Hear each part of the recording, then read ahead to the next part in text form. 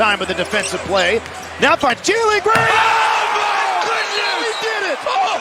Jazz, the Jazz turn it. Oh! Cam Whitmore. Şengün goes coast to coast. Oh! Here's Williams. Here comes both teams. Here comes Rocket Security. And we got a score. RedNationBlogga back with another video. The Houston Rockets defeat the Boston Celtics 114 to 112. The Houston Rockets improve to 31-14 on the season as Boston falls to 32-15. Listen, y'all, this was a special game. First of all, Houston kind of controlled this game a lot of the way, especially in the first half. They controlled the game. In the second half, Boston made its run. And I always say, when a team has been down and they make a run, and it's like 8 minutes left in the quarter and they go up 12 or whatever while the other team was controlling the game, the other team has one more run in them. And I said that on playback as I was watching the game. When the Celtics extended the lead to 12 points, I said, the Houston Rockets got a run in them and they gonna come back because we have too much talent. We fight too hard. We scrappy. Everything with this team goes the right way for us because of the way that we play. We play the right way on both sides of the ball. This team is special, and it has some special young players on this team, as well as special vets with a very special coach. This team is unbelievable. This has been the most fun regular season as a fan that I have had since the 2017-2018 season, where I just knew win. I was just penciling in wins, and I just knew that team was going to go far. This team, I feel the same exact way. I feel the same exact way with this group of guys, with this basketball team. The only difference between that team and this team is that team obviously was older and like not as athletic. This team has way more talent from 1 to 7, 1 to 8, 1 to 9 than that 2017 team did. You know what I mean? So just to leave that team in the past and to focus on now, this team is special. They are special, and it's a pleasure as a Rockets fan to watch these guys. So y'all know I do my segment, the good, the bad, and the downright ugly. Today, I have one player that I want to feature in the good, but before I get to that, I want to say this. Thompson is a future superstar in this league. He might be a superstar right now. 33 points, career high, 10 rebounds, 4 assists, 13 of 19 from the field, 1 of 2 from 3, 6 of 8 from the free throw line. Here's my favorite stat. 1 turnover. He was a +8 in this lineup. There were stretches. I understand why Ime don't ever want him to go to the bench. I could completely understand why he don't want him to go to the bench, because this guy's impact it jumps off the screen, whether that's jumping over 3 players to get a rebound, coming down with the ball, and then jumping up before everybody else even realized you came down with the ball in the first place, whether it's doing spectacular shit like that just seems ho-hum, whether that's going the length of the floor in transition and finishing, whether that's playing defense on Drew Holiday, jumping, saving the ball out of bounds, jumping, throwing it back in, getting back into play, running down in transition, grabbing, helping Şengün who was in trouble, then you grabbing the ball, doing a Euro step and finishing on the other end. Thompson does it all. Whether that's getting the ball while the shot clock is going down and right before it hits 0, you hit the mid-range fall-away jumper to continue to keep the Houston Rockets in it. Thompson is a superstar. The rest of the NBA world is starting to finally wake up on this guy. Houston Rockets fans been up. I can't believe the Portland Trail Blazers and the Charlotte Hornets drafted Brandon Miller and Scoot Henderson over Thompson. Those guys are fine players. Don't get me wrong. They are fine players. I cannot believe that he fell to number 4 to the Houston Rockets.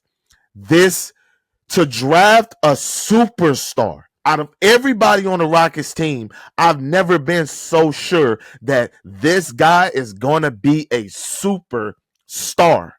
You saw flashes of like all-star, all-NBA a little bit last year, just like Tiny's best flashes. This year, it's consistent. And since he's been in the starting lineup, He's been dogging it. And even when he was coming off the bench, he was dogging it. But now that his minutes are at 41 minutes, 37 minutes, 38 minutes, whatever, he's really showing you the impact on what he brings to a team. It's unbelievable what this guy does. It's absolutely unbelievable. I cannot believe the Rockets drafted this guy. I cannot believe Houston got a guy like this in the draft. I'm not used to this. I'm not used to Houston having a guy that's so, I'm just so confident that's a superstar. It blows my mind. It blows my mind. Salute to you, Amen Thompson. Salute to you. Thank God that you are Houston Rockets. Amen. Let's get to the best segment of the show, man. The good. Dillon Brooks with 36 points, 13 to 23 from the field, tied a Rockets franchise record with James Harden and Chandler Parsons, 10 to 15 from three, plus 16. Dillon was phenomenal tonight. He was reliable. The Celtics in the first half kind of had like a funky lineup out there with Luke Cornett and Porzingis. A lot of that was to slow down Alperen Sengun and kind of slow down Amen Thompson a little bit too, because he wrecks so much havoc in the dunker spot that it gives teams trouble. You know what I mean? But credit to Dillon Brooks. He came out. I think he hit 5 threes in the first half. He hit 5 threes in the first half, and he was like 5 of 8 from three. And, he just kept the defense honest. He made himself a threat. He punished the Celtics defense for what they were trying to do. He punished them. And that's all you can ask for a guy like that. Dillon Brooks was phenomenal tonight. Congratulations to Dillon Brooks for the game. Salute to you. I know I'm not going on as long with you as I did with Amen Thompson, but salute to you, Dillon Brooks. Thank you for your contributions. The bad. I say, listen, I think he was better than what the box score says or suggests, especially in the first half. He wasn't making shots, but his defense, his assists, he had 6 assists. Jaylen Green, 12 points, 2 rebounds. He was 3 of 13 from the field. He was 1 of 6 from 3. He was 5 of 7 from the line. Only 1 turnover, so I'm not mad at it. But, I just want to see Jaylen be more efficient from the field and just, not have these lows. You know what I mean? If he have a low, I want him to get to, 18, 19 points. I will say that the officiating of Jaylen Green is a problem, and it needs to be, discussed. It was a play where he drove to the rim, and he definitely got forearm to the head and by Drew Holiday, and he didn't get a foul call. It was just like a turnover on Jaylen Green, which was absolutely a foul.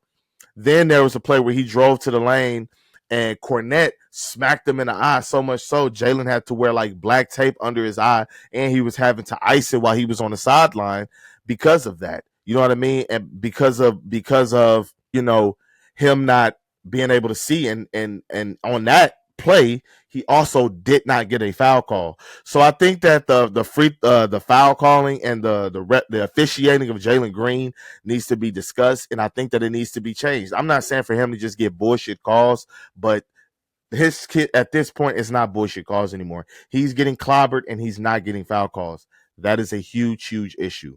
Let's get to the downright ugly. Now, I do want to say this. Ime Udoka is an excellent coach. I do sometimes question his decisions, his lineups, his defensive strategies, and his defensive schemes. I do sometimes question that. Not going to lie to you.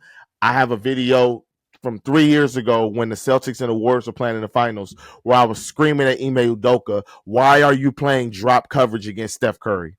Why is Robert Williams and Al Horford 4 feet underneath the three-point line, giving Steph Curry wide open 3 after wide open 3? I thought that was the most idiotic strategy I've ever seen a coach throw out there as a game plan. And it led to the Warriors, winning the championship. And obviously the Celtics were young. Ime was a rookie head coach. I get it. But at the same time, I just didn't get that strategy in that moment. And tonight, when I say that the Celtics went up 12, a lot of it was because of he had Steven Adams out there who played 13 minutes. I don't know why it just feels like Steven Adams plays more minutes than what he does. He only played 13 minutes.